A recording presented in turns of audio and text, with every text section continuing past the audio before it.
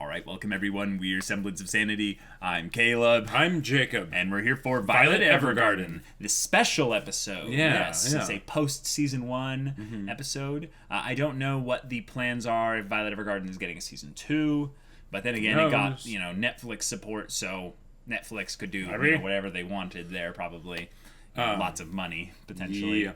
But so we've got this, which will be interesting. See how they tie it into the rest of the show, or just have it be a standalone. Yeah. We've never really watched a show that had this kind of a setup. We've seen things where they have like OVAs, afterwards, like Bacano or whatever. Right. Yeah. But those are more like kind of original kind of stuff. Yeah, 'cause, and this is probably going to be something that ties in with the actual source material in some way. But we don't know if it's going to be a continuation of the show's linear timeline up until this point. Because the show itself was very episodic as far as its structure. So, this could be literally anything. Yeah. I think what it might have been was that there was so much demand for more Violet Evergarden. Naturally. That they were like, yeah, we'll do a special, and here's one episode. And this one is a little bit longer than normal. 35 minutes instead of, the usual 23 or 24. So...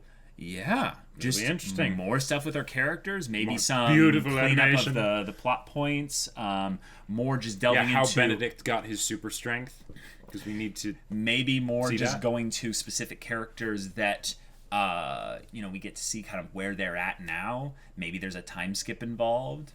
Who knows? Yeah. I mean, maybe there's going to be some answers as to who that was that Violet saw at the end at the house. I really hope it's not Gilbert. I don't think so. I don't think so either. But yeah, it's going to be interesting. So guys, without further ado, let's get into this. All right, guys, we're going to start the episode in 5, 4, 3, 2, 1, now. Okay. Opera! Ooh.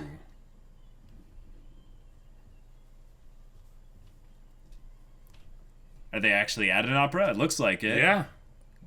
Awesome. All right. Very cool. Ah, the beauty of this show.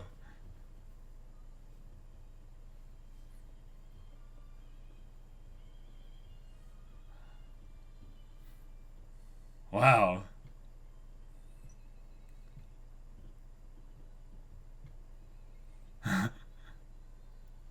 Oh, look at that guy's beautiful hair.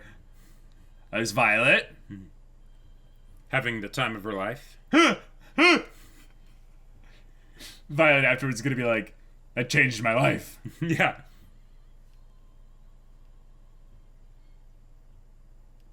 Do we know the girl who's doing the opera? Clang, clang, clang, clang. I don't... She doesn't look familiar. Yeah, I don't think so. It's probably the character of this episode, maybe? Oh, wait a minute. The conductor looked in Violet's direction specifically.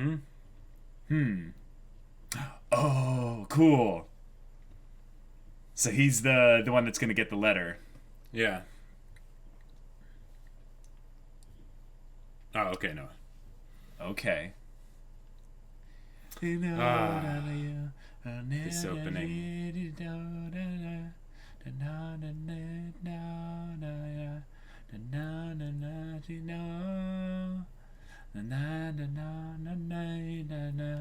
Oh, the show's so gorgeous. Yeah.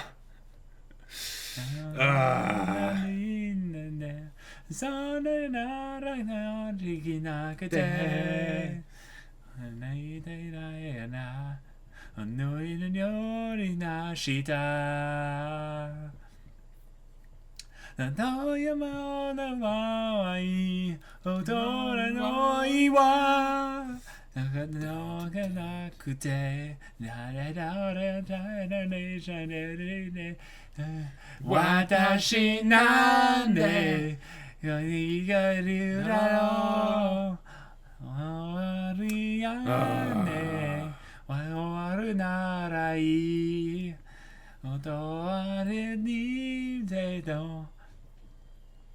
So gorgeous. Yep. I wonder how much it cost at Kyoto Annie to make each episode of this show. No idea. A lot.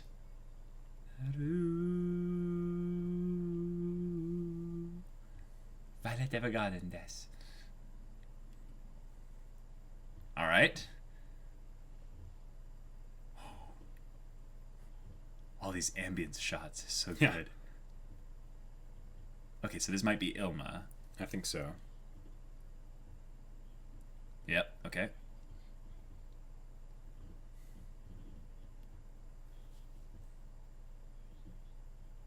Okay.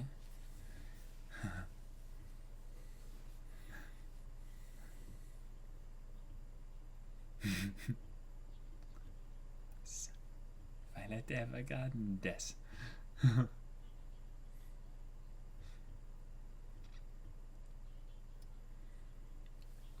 Ooh, who that? Who that?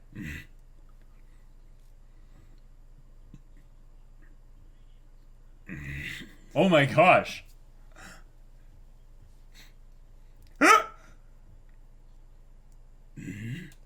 Suitors and just, Yeah, I think so. like, just, wow. Huh. Oh. You know what, I'll bet? This guy is like some kind of surrogate father, kind of like father figure for her, you know? And he's caring for her and stuff. Oh.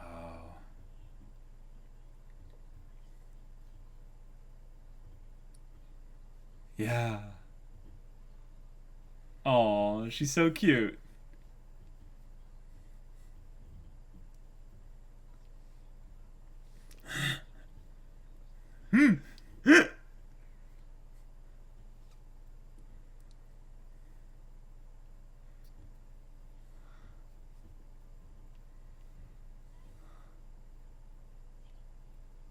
Okay. Cool. Mm-hmm.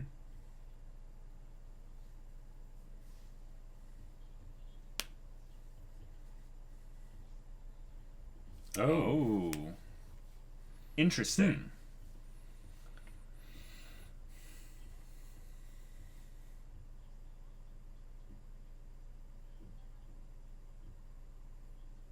Oh.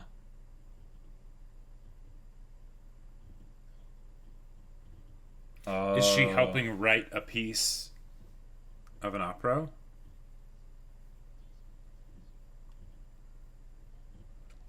Yeah, they're fictional. Mm-hmm. Yeah. Uh-huh. Yep. Mm-hmm. Yep. Oh my gosh. This is brilliant. Because it's going to be about love and how to best write it. And Violet has been trying to figure out what love is about, you know, so. Right.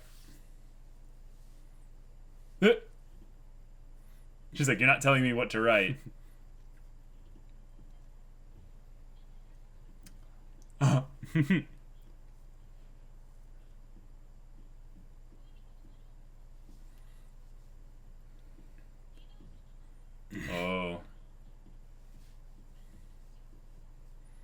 Okay. Yeah.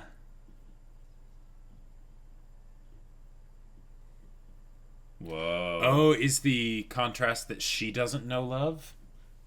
You know, there's all these suitors, but she doesn't actually know what it means for herself. And then potentially the dude with the luscious hair could be maybe someone that she does love? Possibly.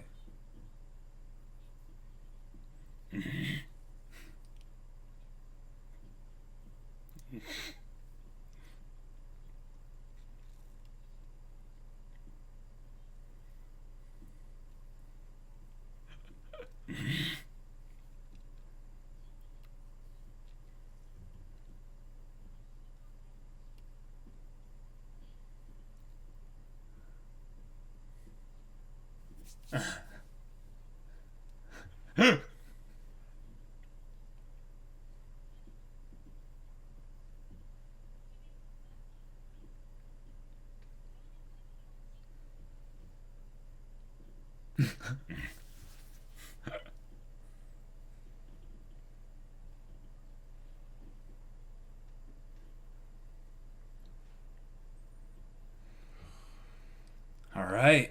The shots in this show are just so pretty.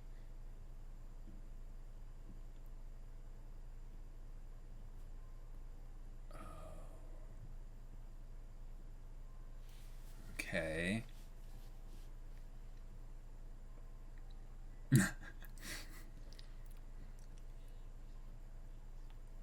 Love letters of the past, like compiled in like books or something.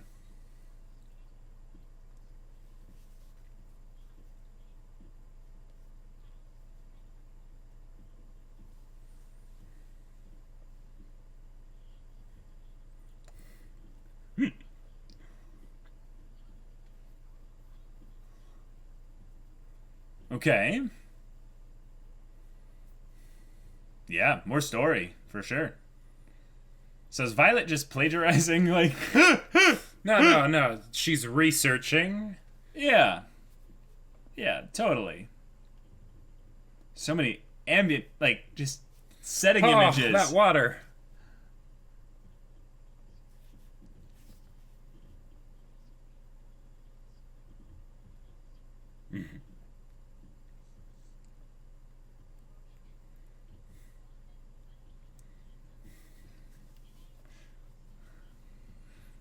And she's kind of inferring the whole modern people would be turned off by this. Right. So she's trying to make it marketable already. Like, she's...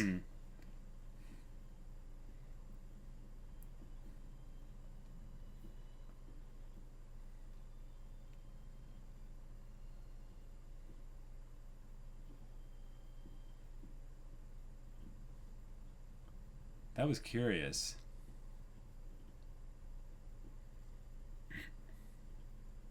Oh.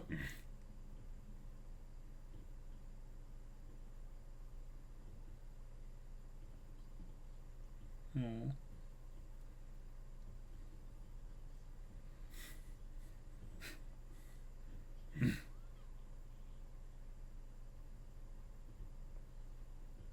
No, everything is not Daijobu. Yeah.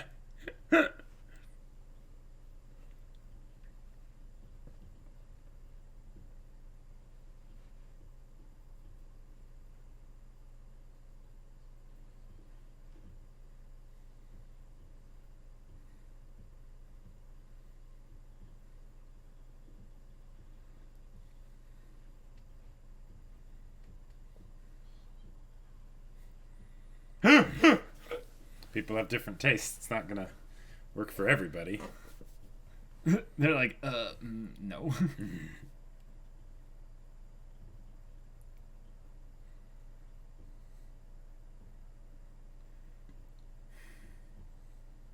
Okay.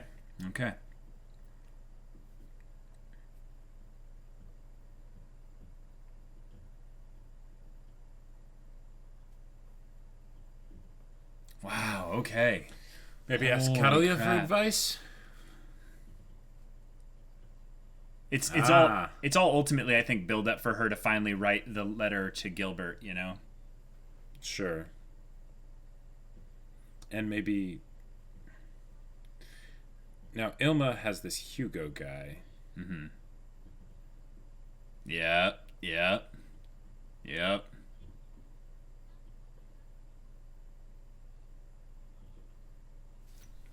Well done. Oh, Well right, done. yeah, because, duh, you're always singing in an opera. Yep.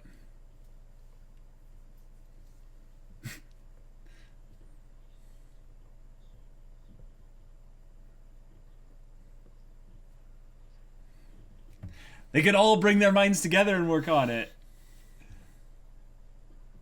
Catalia's like, I obviously knew that.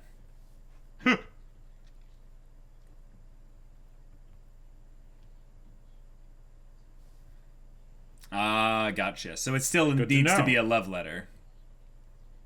Yeah.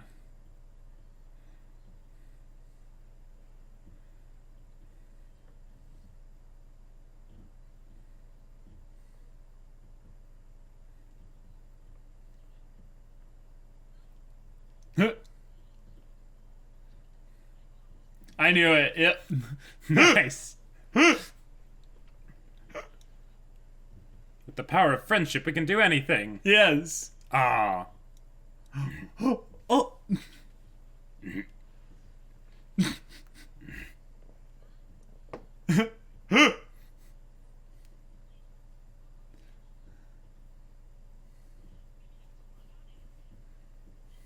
Ah, awesome. I feel like saying us, you know. Yeah.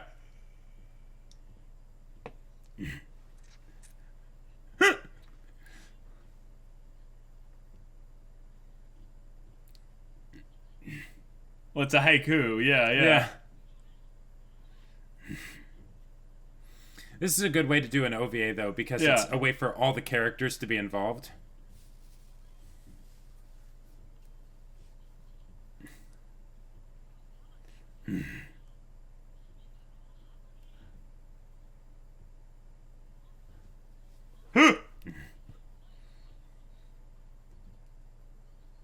She's gonna combine it all. Yep. Right. Yeah. Because the problem was all the things on their own. Right.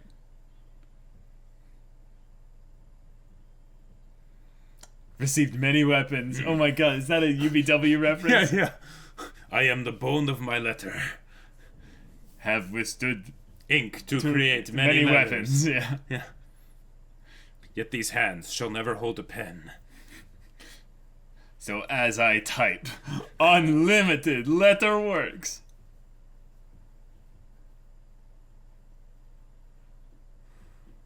Oh, wait a minute.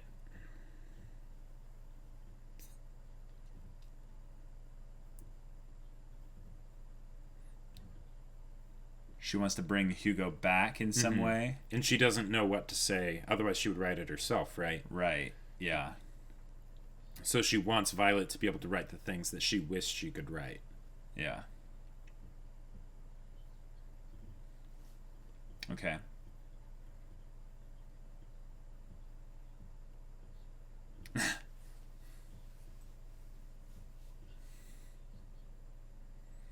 Oh. This is true.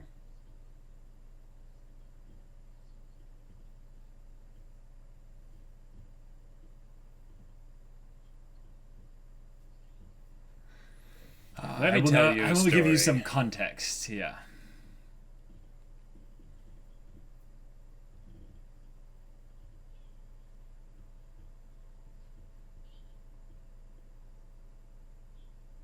Mm-hmm.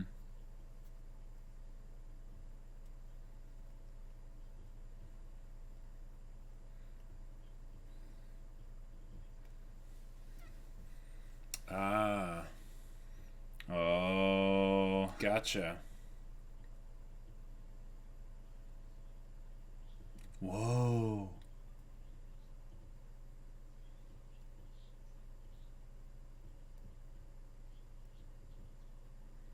Cool. Wow. Because she is speaking to literal people, to actual people.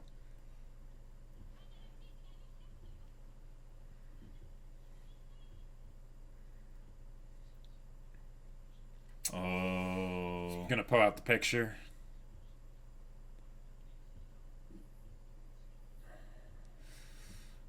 Oh. Dang. Awesome. Okay. Mm-hmm.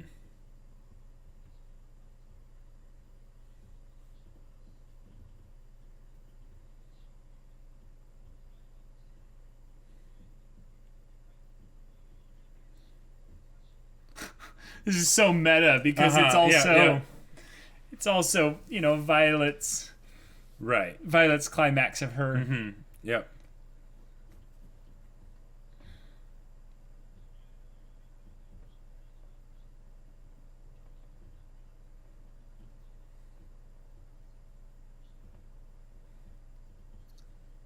Oh, nice. Hey, that's awesome. Oh, yeah. Oh. Yeah. Aww.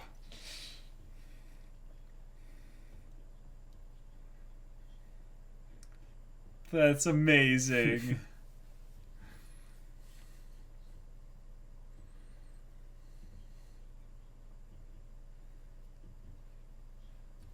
Dang. That's really cool.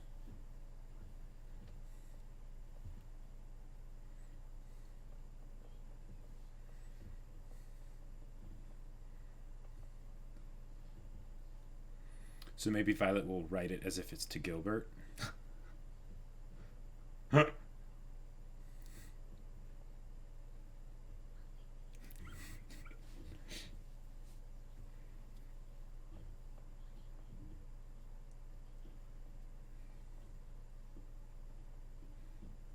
Yeah. Mm-hmm. So I need to know who you are.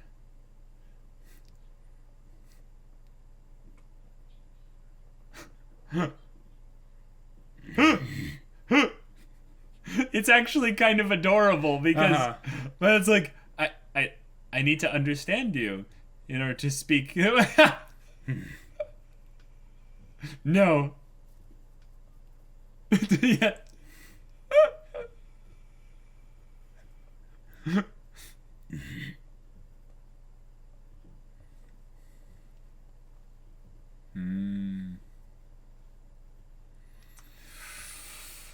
Oh, most of her did. Wow. Yeah.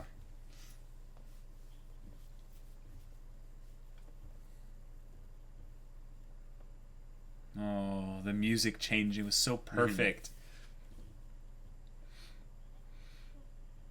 Oh. Oh. The shot on the Yeah. Was. Yeah. Yeah.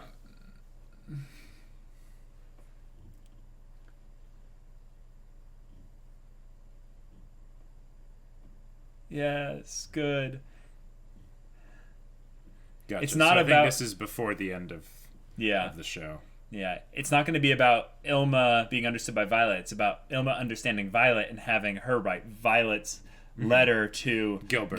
Yep. Mm-hmm. Yep. Oh, come on. This is going to be so good.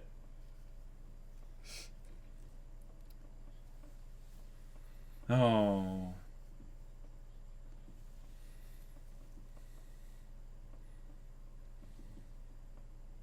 Yeah. Oh. Oh. Wow.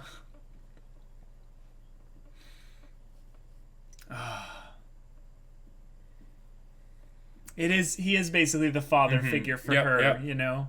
Oh my god, he even looks like Gilbert, kind of. He does, yeah. Wow. Oh, poor guy. Oh. Yeah. Yeah.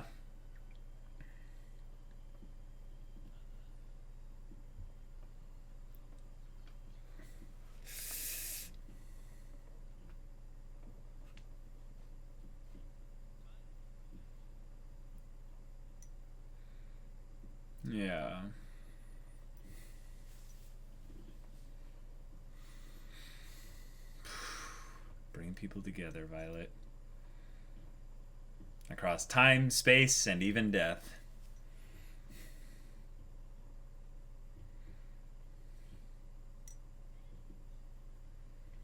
Oh.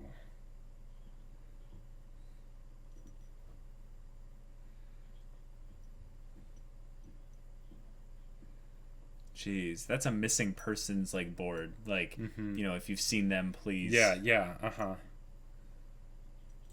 Oh. Oh, I think it also might just be a memorial. Oh, that too, yeah.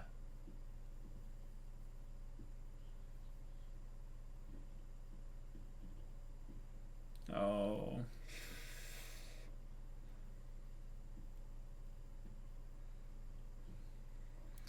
Okay. Oh. I like that this has extra time to devote to these little moments. Yeah.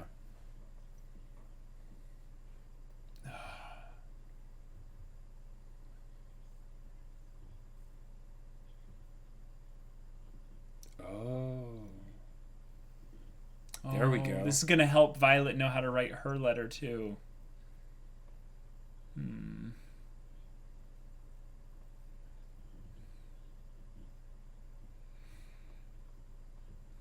Oh, okay.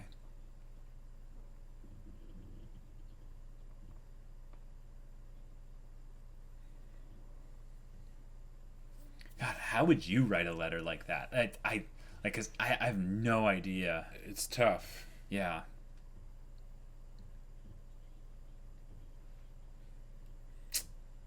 Because, see, I think what she's kind of wanting is a letter that's not asking him to come home, but it's wishing for him to come home even though you know it's not going to happen.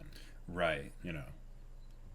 Because yearning and hearts beating faster, that's something where you are in a state of desire, but it's not just desire, it's the act of experiencing it as well. Right, and the fact that they're singing the letter means that, you know, it's probably not getting delivered. Oh, this guy again, yeah. Yeah.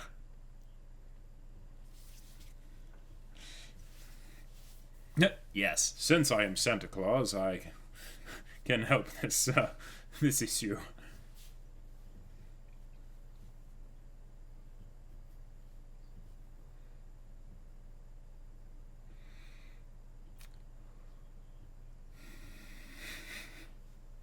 Yeah, Violet.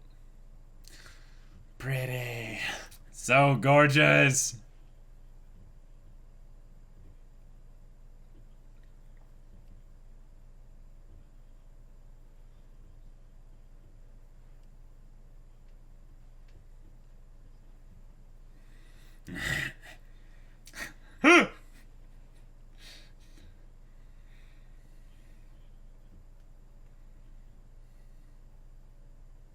Oh, the story. The story.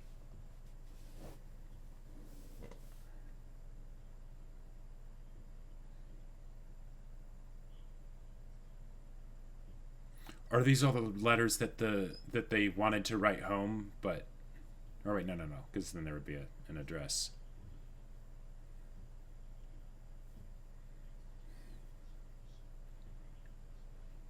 Wow. Holy crap. Oh.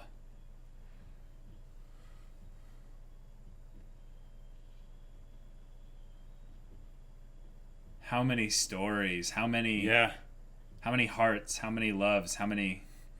And these are all letters where both people are gone. Yeah. Yeah.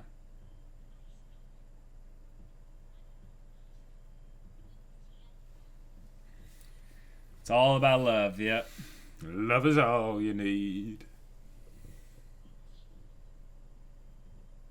My kokoro.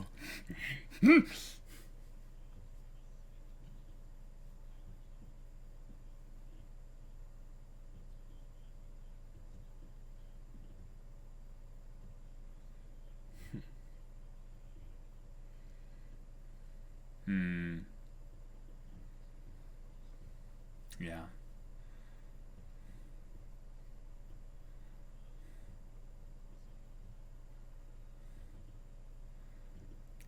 Wow. Oh, what?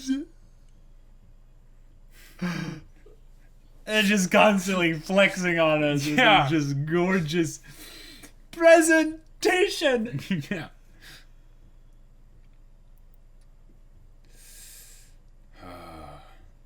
Oh. Yeah. Thinking back to... Mm-hmm. Yeah.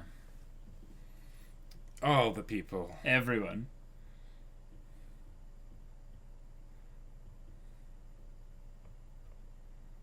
They don't have the This is really touching me and the kokoro right now, you know?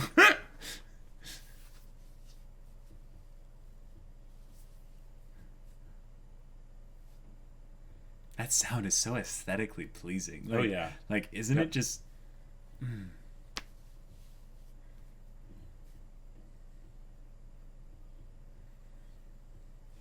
It's trash.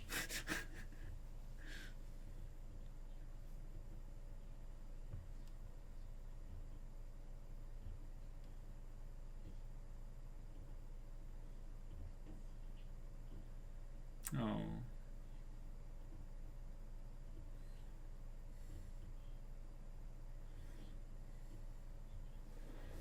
Okay. Cool.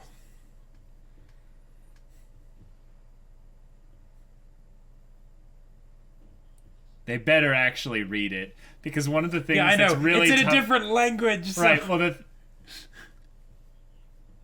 but the tough thing about all these kinds of things is that they'd be like, "Oh, it's so well written," but then they don't actually show us what it is, so they don't have to write it. Yeah, but yeah. I think they would. I think this is the kind of show where they would. That would be pretty awesome to have an opera of Yeah. the letter, like. Yeah.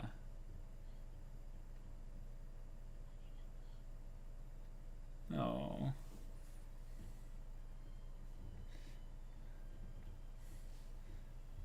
The unclasped letter, it was received. Right. Yeah.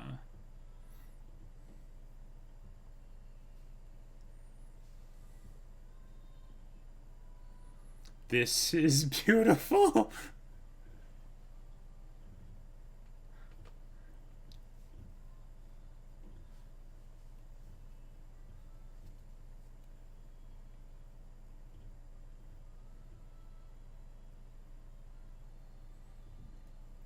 I need to find this track afterwards.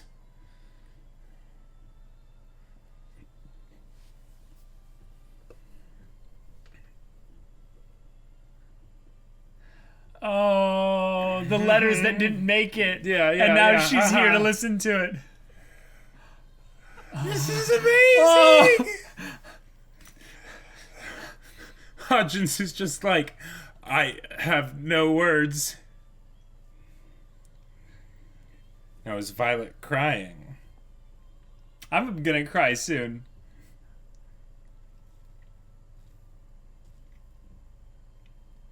Yeah. That's not it. You better keep going. That was too easy. Keep this going. Yeah, okay. Oh.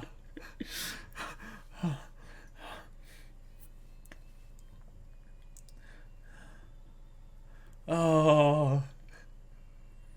Yeah. Yeah. I gotta say, though, his hair is on point. It's so, like, so magnificent. Yeah.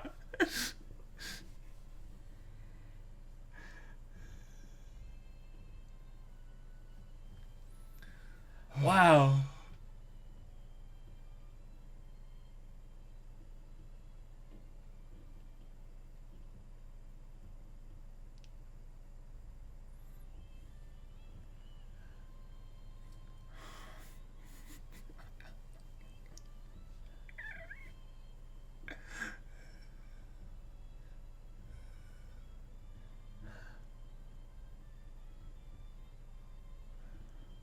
Oh, wow.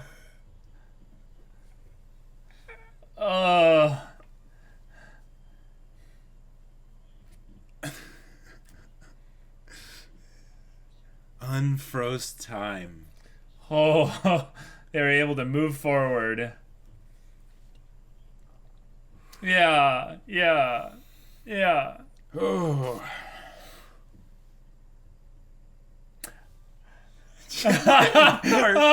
Because why not? Oh, yes, keep going.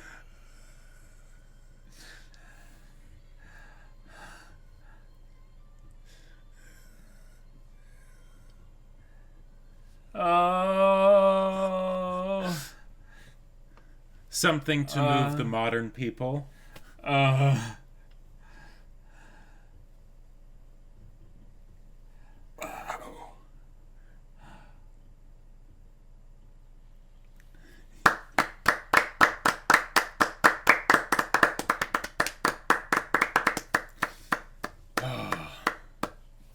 Yeah. Yeah, she's the first. Nice. And like teardrops falling. They just Yep. Like Yeah. tears in the rain.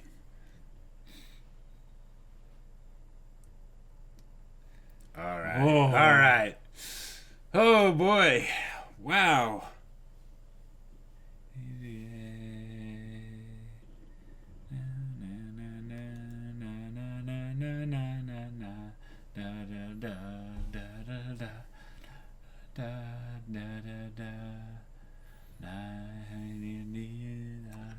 Oh, that was.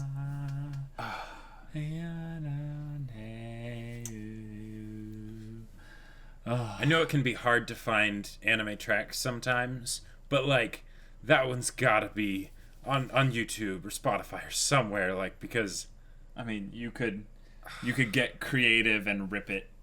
You could find a way to rip it from the actual thing potentially, and then compile it all together. Or I mean, hey, this is on Netflix, so if I really want to, I can just rewatch it. Just rewatch this scene over and over again. Yeah. Oh. Jeez. Because.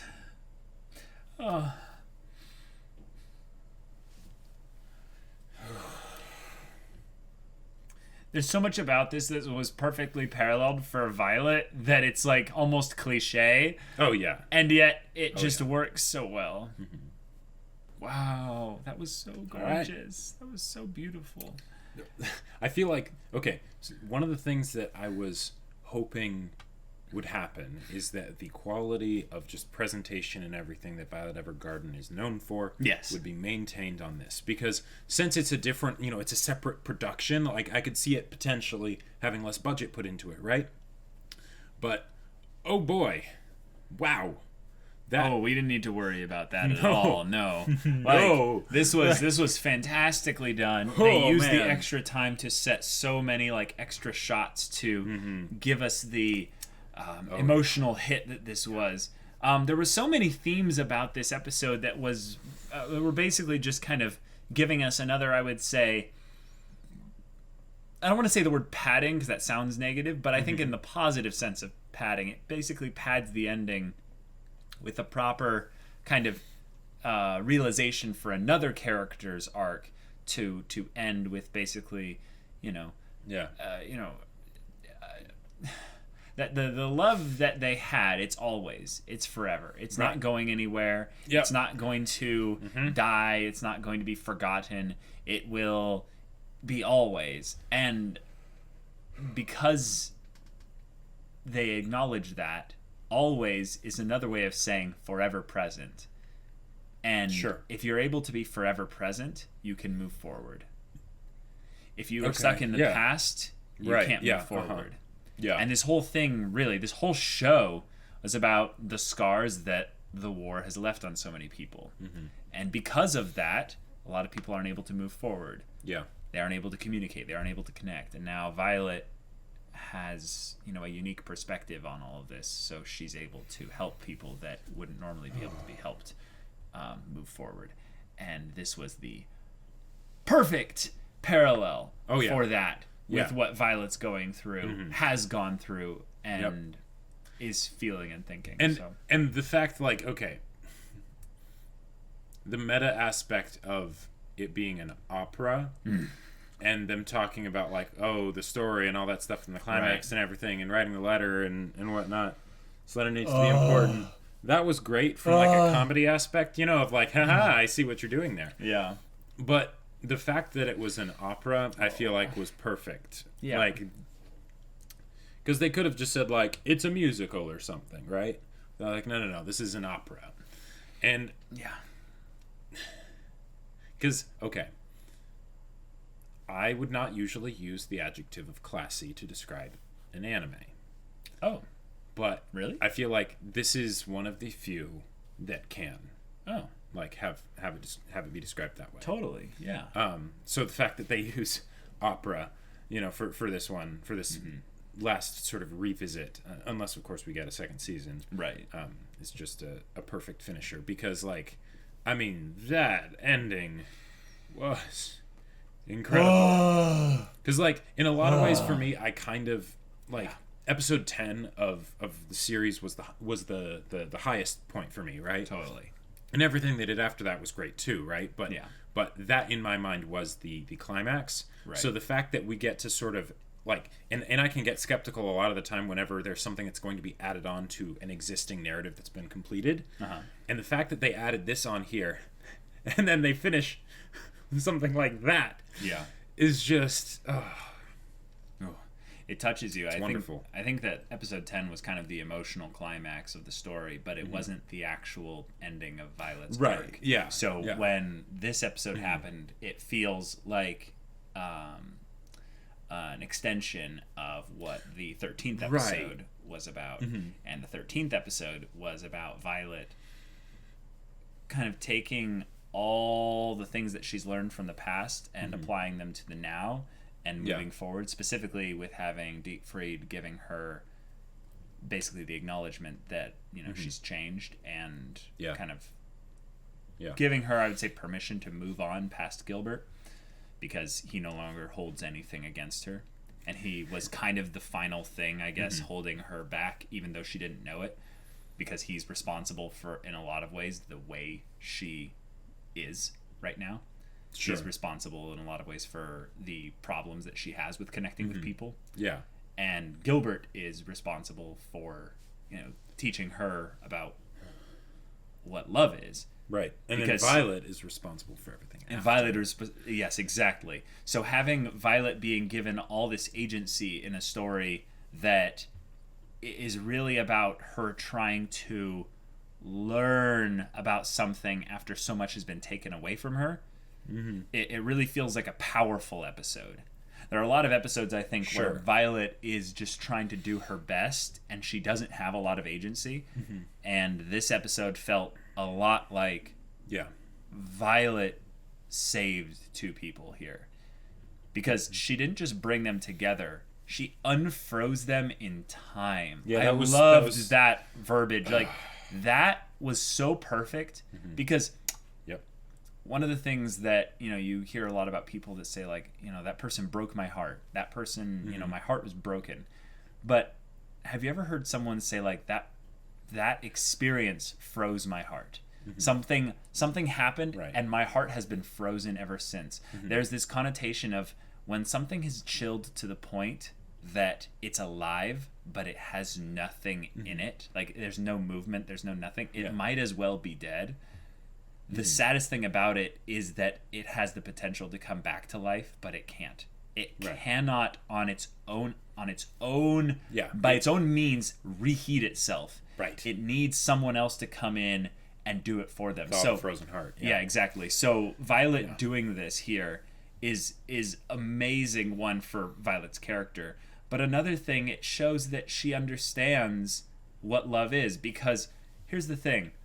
The part where I was like, oh, let's have all of them with the Postal Service help her and stuff. And they did that, like, power the of very friendship. next scene. And I loved that almost immediately after that, Aldo is like, no, we wanted you to write this. Because it wouldn't be right for Violet to take all of their combined efforts, and even though some of it was probably pretty good, it's not that's going to be the thing that saves this whole situation. It was something where she realized, oh, I need to take and absorb and utilize everything that has been given to me by all these wonderful people. So she uses that as inspiration, I think, for the next scene where she's with Roland and talking about all the letters that never made it. And it's the idea that everyone, I think, this is something that I think is kind of clever about them actually sharing what the contents of the written lyrics were. It's about love that never was love. How do I describe it? Love. They had the whole chorus being about love is eternal, love is always. But it's that the love that they had for each other was what kept them together despite reality separating them. So everyone, I think, in their life, as long as they've lived enough years, I would say, has had the experience where you loved something or someone, but reality kept you apart. Sure. But the most beautifully sad aspect of Violet Evergarden, and this is throughout all the episodes, or most of the episodes, is that there is love that is separated by reality, but it's mutual. It's something where the star-crossed lovers, yes, and it's something where Violet has constantly brought them all back together, brought them together, brought them into that place. And in this, the universal truth is that there's no limits on love, But in terms of just experiencing that, what would make all the hearts of women yearn and the hearts of men beat faster is just reminded back to that time in their lives when love couldn't actually happen, but it still existed. It still was always. So it's memories in a lot of ways. It's in memories, a lot of ways the key. Yeah, but like, how many of the people do you think in an audience of that, in a real opera, would all think back to that time when they experienced that love?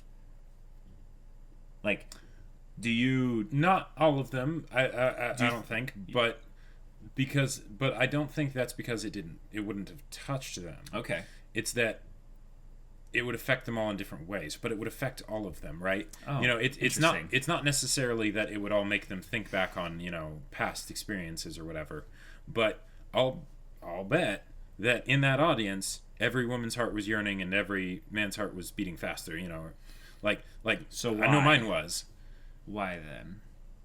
Why what? Why was every man's heart, in your opinion, why was every man's heart yearning and why was every woman's...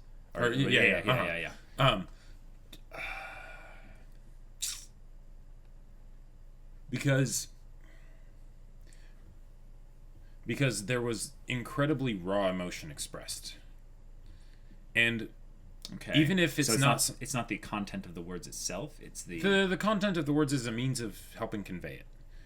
Okay, all right, and it's giving shape to what's there, right? It's so that it doesn't just come out as like some like you could have raw emotion that's just someone yelling and screaming and stuff, right? That doesn't move people's hearts. So it was the fact that the language was there to help convey it, and then even if it was something where they, it didn't have to all affect them the same way because it all affected them in some way, right? The fact that they were all different, that was kind of wiped away for a moment, right? Right. Because it took this thing that could touch them all, right? Right. But I'm guessing it probably touched them all in very different ways. Okay, because I really think that we're meant to infer that this love letter wouldn't necessarily have affected everyone as much as it did in this specific audience, because the whole show has been with them coming out of this time of war.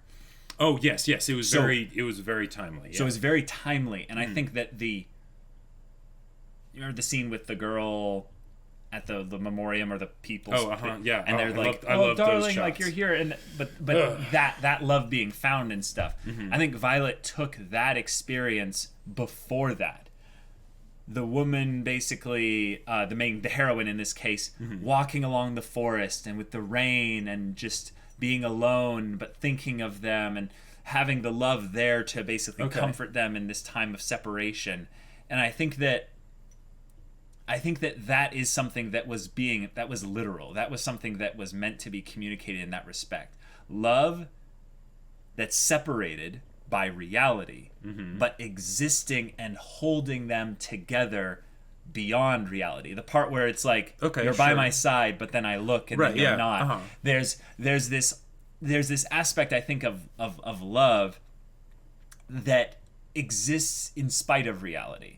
In some ways, it even denies reality. Sure. And I think that is something that is a universal experience. Once at least you've loved a couple. Once you've loved it once, or you've. I mean, if you take it general enough, sure. But that's my point. Is that I think that's where the genius of the actual, why they decided to write it out and show it to us, was not just the opera and the expression of it. And it's, of course, it's beautiful. That's a huge part of it. But I think that the smaller reason why they actually gave the lyrics to be literal and told us them is because it's about that love that exists despite reality doing everything to keep it separate. And this show is about bringing people together. So I see the connection element in there, in that everyone has had some connection like that. It doesn't have to be That's why I'm saying it doesn't have to be just even romantic love. It's just love and connection itself. Right, and if for some reason they hadn't, I'm sure they could imagine it, because that's what that's the power of the language, right? It takes them to that place. They're immersed in everything. Oh, that's a good point. You're saying that it doesn't have to be an experience necessarily. It's easily imagined, because maybe even then... The whole point of it is painting a picture, Right, the story. Yeah. So could then it also be that the experiential element is aided because they know someone, at least one person in their life, that has experienced this? Because I really don't have an issue with the whole thing being purely imagination, and that the opera, the music itself, creates the picture, and they have no relatable connection to it. Anytime you have some kind of art like this, it's all about the artist putting something forward, and then the audience latching onto it in some way and connecting with it in whatever way they can, right? With something in their own life, or whatever, right? Like, one of the things that they talk about with acting is that if you're trying to be really sad, you need to be really sad. It doesn't necessarily matter if you're sad for the same reasons, right? You could be thinking about how your dog died or something, right? And it might be something completely different, right? Totally. But it gets that same emotion, so okay, right? And my point with this is just that the act itself, sorry, not the act itself, the song itself is powerful, not just because it sparks the imagination to something, is that it does actually relate to everyone in some way perfectly. Now, I think that this is something that we're inferring into this fictional world. I'm not saying that it would relate to every single person in our real world here. Yeah. But I think the reason why Ilma related so much to it was because it's something that speaks directly to her experience. Yeah, exactly, right. And then she mentioned that. She was like, the war just ended. This is exactly when they need something like this. Right. And she was then able to sing it with the raw, pure emotion of because her own soul. Because it was coming from her own personal experiences. Because it was true.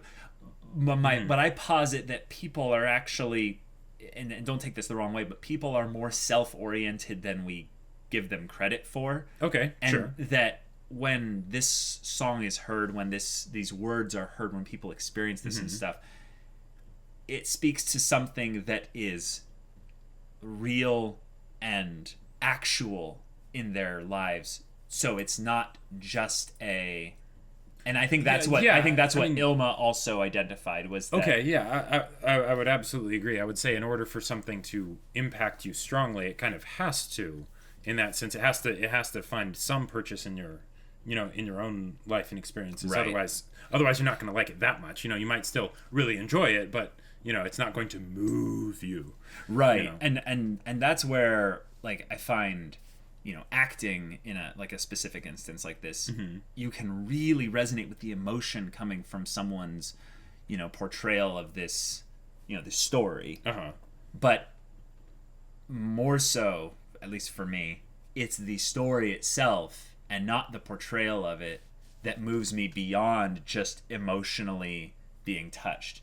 Like, if something was to emotionally touch me by the portrayal of it, like, say, the opera in the beginning, remember, like, the very first scene, I could feel something. Like, I felt something that was very I couldn't describe all the emotions immediately to you, but if I went back and watched it again, I probably could. But the point is that I've already, some ways, forgotten the ability to... I don't have the ability to communicate those emotions because there was nothing in it. Like she said, there's no story there that resonates directly with the people for the modern audience.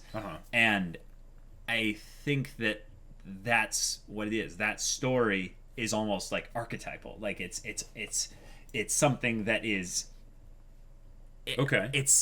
It's a human experience. It's not a... It's not just a memory. It's an actual thing of having a love connection, but reality keeps you separate. Right, because if you think about it, if you were to break it down to its simplest, it can actually get pretty simple. It's love that, for some reason, can't happen, or doesn't happen, or whatever, right? Unrequited Exactly. Well, and that I would say that's even more specific. Way more specific. Like, yeah. So, totally. And because it's general like that, it's able to reach a vast amount of people because who hasn't had something like that? Yeah, and that's all in their life, that's right? all the point I was trying to make. Okay, sure. Was that everyone has had that experience for the most part. Right, and that's why she wrote it that way because you want it to be something that can reach a lot of people.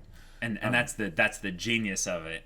The like she could have sung it in a wrong way, and then it wouldn't have hit as hard maybe. But it was so easy for her to sing it because of I would say the geniusness of the writing. That's why just reading it, she hit her with the emotion as well. And that's probably why she rejected so many of Violet's letters, because Violet was taking it as a specific instance of one person talking to another, as opposed to something that could be generally applicable for an entire audience of people. Totally. Okay.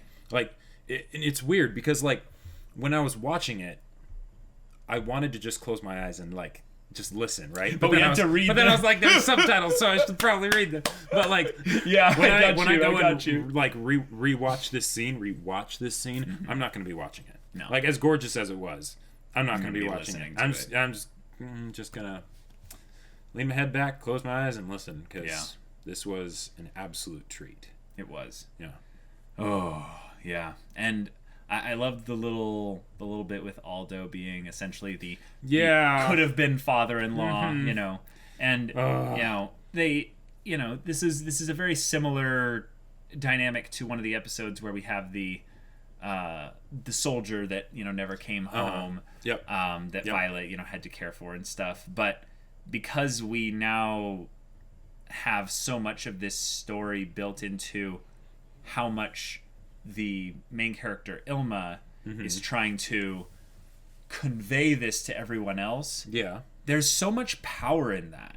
I really appreciate when characters have this duality to them, where this is an episodic character, so there's that, but she was so similar to Violet. Oh yeah. And yet because she has the advantage of kind of knowing what I love you is, like knowing she's on the other side of that journey, like unlike Violet, she just doesn't know how to communicate her I love you to everyone. So she could never write this. And because she's not really searching for her I love you. Violet has that kind of or maybe because her I love you is so specific. Yes, because I'm sure she's written many, like she even talked about it. I've written many letters, but in this case she needed something that she probably needed that like step of removal, from the situation. But yeah. Wow. Whew. All right, guys. Thank you so much for watching this. Yes. Heads up. Next week, we are doing March Comes In Like a Lion. First season, episode 1. So if you want to see that next episode's reaction, the first episode of that on Early Access right now, go check out the link in the description below for our Patreon. You can get access to that there. You can watch full-length reactions there of March Comes In Like a Lion. Hopefully it doesn't get into any kind of copyright issues like with Violet here. Right. But also any level of support gets you access to our Discord where you can chat with us about stories. We can talk about Violet Evergarden now that we finished it all and stuff. I mean, of course, no source material spoilers, just in case there's any if that's further seasons or what have you. But if any of that interests you, we'll see you there. But until then, we're Semblance of Sanity. I'm Caleb. I'm Jacob. And we'll see you all next time.